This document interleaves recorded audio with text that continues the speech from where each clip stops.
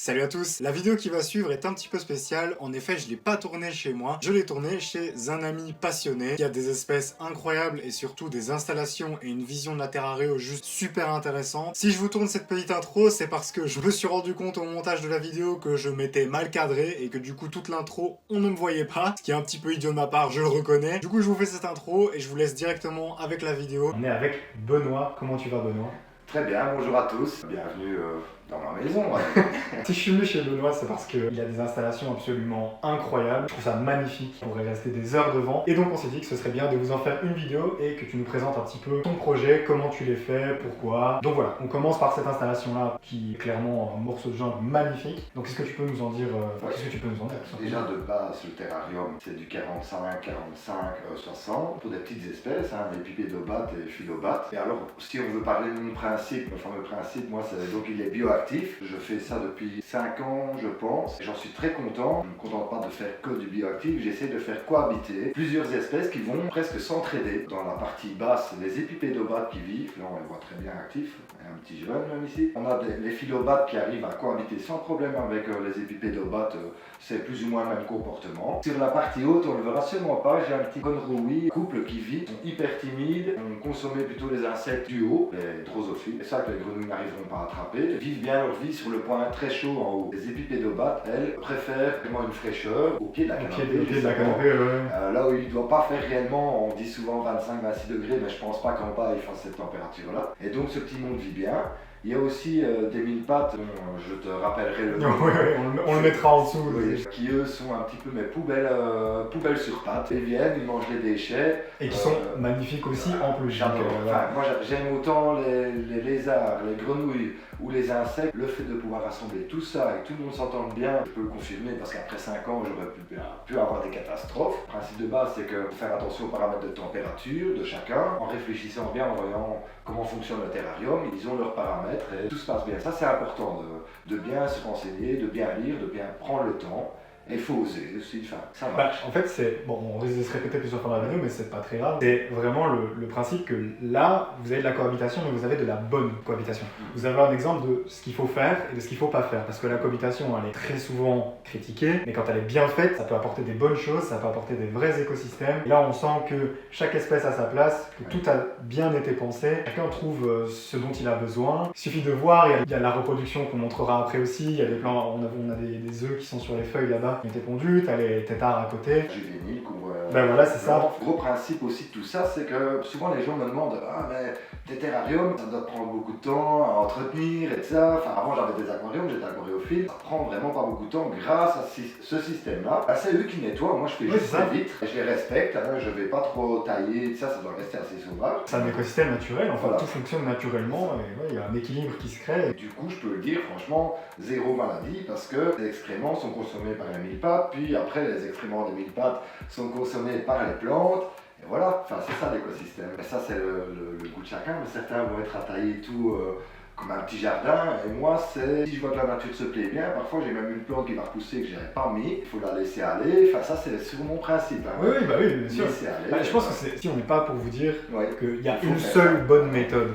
C'est une bonne méthode qui marche bien. C'est des beaux décors, c'est un beau résultat, mais vous n'êtes pas obligé de faire comme ça au terrarium. C'est une option qu'on vous montre. Si ça vous plaît, ça vous tape dans l'œil, comme ça a été le cas pour moi, je pense que ça peut l'être pour beaucoup de gens, vous pouvez aller dans ce genre de projet, mais c'est pas une obligation, si c'est pas votre truc, c'est pas votre truc. Pour moi, il faut prendre toutes les idées qu'on voit autour de soi et après choisir la sienne, la raccommoder et complètement. Complètement. Clairement, au niveau technique, je fonctionne comme avec tous les terrariums, donc avec un drainage. Tu l'as dit dans ta dernière vidéo, c'est super important pour ne pas que ça se détrempe, ça commence à pourrir. Je fonctionne avec le terrarium de base, mais j'y ai rajouté ma petite pincée de sel. Alors évidemment, c'est pas le genre de choses que vous allez faire en un jour, c'est-à-dire vous pouvez pas arriver au magasin, dire ok je prends tel lézard, telle grenouille, je prends les plantes là, je fais ça, non. C'est très important de le dire, c'est que j'y ai implanté d'abord ici les épipédobates, 2-3 mois après, je dis ok, ouais c'est ça. Faut être patient quoi. Ouais, je me suis dit le point haut il n'est pas colonisé, qu'est-ce que je pourrais mettre dedans? Et puis alors je vais voir sur internet, ça je pourrais essayer. Et puis après je me suis dit j'aime bien les insectes, c'est un critère, et il me faudrait un bon détritivore, mais si je mets des cloportes, on va se faire consommer, Oui, c'est très bien. clairement. Alors, je veux un truc durable et que j'aime bien à l'œil. Et donc, je suis parti sur mes 1000 pattes. Et voilà, c'est comme ça. Comme tu dis, petit à petit, pour chaque terrarium, on ne tape pas tout le monde dedans, sinon c'est la cata. Eh ben, je pense qu'on peut passer au terrain suivant alors. Ok, on y va. Donc là, on est devant le terrain suivant, ton dernier projet. Qu'est-ce que tu peux nous dire dessus de nouveau? Donc là, j'ai eu une chouette occasion d'acheter ce terrarium-là grâce à notre ami en commun Romain de chez Reptile Mag, hein, je peux le citer. Les gens sont habitués à l'entendre. Ouais. Du coup, les dimensions du terrain, juste. Oui, c'est un 90-90 par 45. Donc déjà une belle pièce pour moi. Hein. La population dedans, ce sont des fels humains quadricellata et rainettes imprononçables pour moi.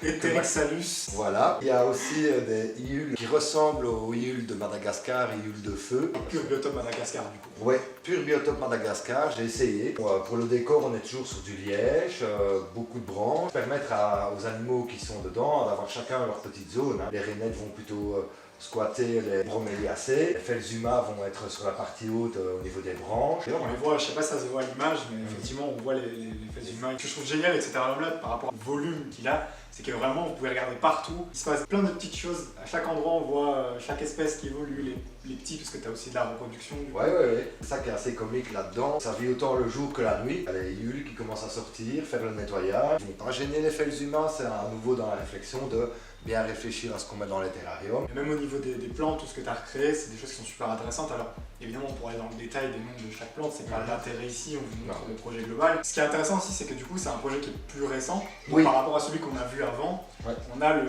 différentes étapes du développement. Justement, pour vous dire, comme on disait, de prendre le temps d'évoluer étape par étape, c'est déjà magnifique. Ça sera encore plus, quoi, ça va évoluer. D'ici, il faut compter 5-6 mois que les mousses colonisent toutes les parois de liège, que toutes les plantes se mettent en place. À savoir aussi que ce terrarium-là, en fait, j'ai parti d'un projet où j'ai vidé 2 autres terrariums pour remettre toute la population dedans. Je me suis dit, je veux du Madagascar, tout le monde prend bien sa place. Vu que ma famille s'agrandissait et que je veux pas trop m'en séparer, chacun a un territoire de plus. Et ce que tu me disais aussi, c'est qu'avec les felzuma, il y a un rapport de hiérarchie qui s'installe entre eux, une Oui. vraie vie de groupe. C'est assez étonnant. Le mâle dominant, il y a les groupes de femelles qui vont aussi avoir leur dominance entre elles. Je trouve qu'avec ces dimensions-là, le format du terrarium, on respecte ça. Tout l'intérêt de nouveau d'encourager les gens aussi à pouvoir prendre les terrariums les plus grands possible, pas toujours partir sur le minimum conseillé. À préciser aussi que grand volume comme ça, on a beaucoup moins de risque de perte en été parce que quand on a des pièces qui commencent à monter en température, la température est difficilement gérable dans des petits terrariums. Ici sur un grand terrarium comme ça, on a quand même cet avantage où le bas qui est au sol en plus va se réguler, va faire des points frais. Dessus, on a vraiment le point chaud. Ils vont aller chercher ce qu'il leur faut. Si on avait ça dans un petit volume, il est impossible pour les animaux de pouvoir aller s'abriter. C'est un avantage. Il y a une thermorégulation qui est complète, clairement. Et ce que tu me disais qui est intéressant aussi, avec les Eterixalus par exemple, les voient même en journée se déplacer en fonction de leurs besoins. Donc là, il y a une vraie thermorégulation et ça, c'est super important. Voilà, avec des petits moyens parfois, des bois ramassés en forêt, des petites plantes qu'on va rebouturer ou qu'on va trouver pas trop cher à gauche à droite, on a moyen de faire quelque chose de chouette. Ouais, c'est ça, sans forcément devoir craquer dépenser. des budgets.